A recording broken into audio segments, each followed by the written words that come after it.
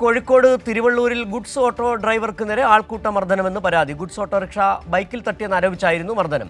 പേരാമ്പ്ര കൽപ്പത്തൂർ സ്വദേശി ഷബീറിനാണ് മർദ്ദനമേറ്റത്. മർദ്ദനത്തിന്റെ ദൃശ്യങ്ങൾ പുറത്തു വന്നു. വിവരങ്ങളുമായി ഇപ്പോൾ ചേതൻ സാജൻ ചേരുന്നുണ്ട് കോഴിക്കോട് നിന്ന്. ചേതൻ, ഈ ദൃശ്യങ്ങൾ നമുക്ക് കാണാൻ കഴിയുന്നുണ്ട്.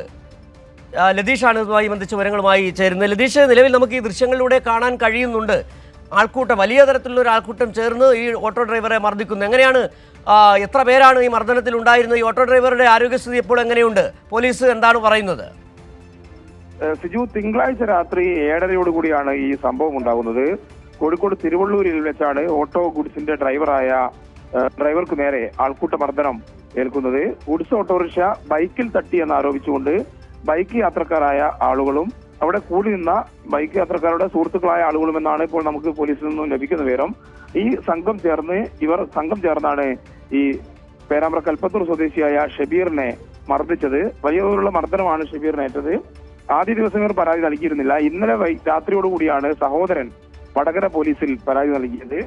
ഈ വടകര പോലീസിൽ പരാതി നൽകിയതിനെ തുടർന്ന് പോലീസ് ഈ മൊബൈൽ ദൃശ്യങ്ങൾ പോലീസ് ശേഖരിച്ചിട്ടുണ്ട്. ഇതുമായി ബന്ധപ്പെട്ട് 10 പേർക്കെതിരെ പരാതി നൽകിയെന്നാണ് നമുക്ക് മനസ്സിലാക്കാൻ കഴിയുന്നത്. പോലീസ് നിലവിൽ കേസെടുത്തിട്ടില്ല, പ്രാഥമിക അന്വേഷണത്തിലാണ് എന്നാണ് പോലീസ് നൽകുന്ന വിവരം.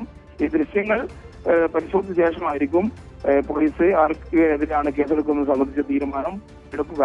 മർദ്ദനമേറ്റ ഷബീർ ചികിത്സ തേടിയിരുന്നു. ഇപ്പോൾ അദ്ദേഹം ആശുപത്രി വിട്ടിട്ടുണ്ട്. മാനസിക പ്രശ്നത്തിന് അദ്ദേഹം നേരത്തെ ചികിത്സ തേടിയ ആളാണെന്ന് കൂടി ബന്ധുക്കൾ പറയുന്നുണ്ട്. ഈ മർദ്ദനമേറ്റ ശേഷം വീണ്ടും ഇദ്ദേഹത്തിന്റെ മാനസിക നിലയിൽ ചെറിയ മാറ്റങ്ങൾ ഉണ്ടായി അടക്കമുള്ള കാര്യങ്ങൾ ഈ പരാതിയിൽ ബന്ധുക്കൾ ആരോപിക്കുന്നുമുണ്ട്.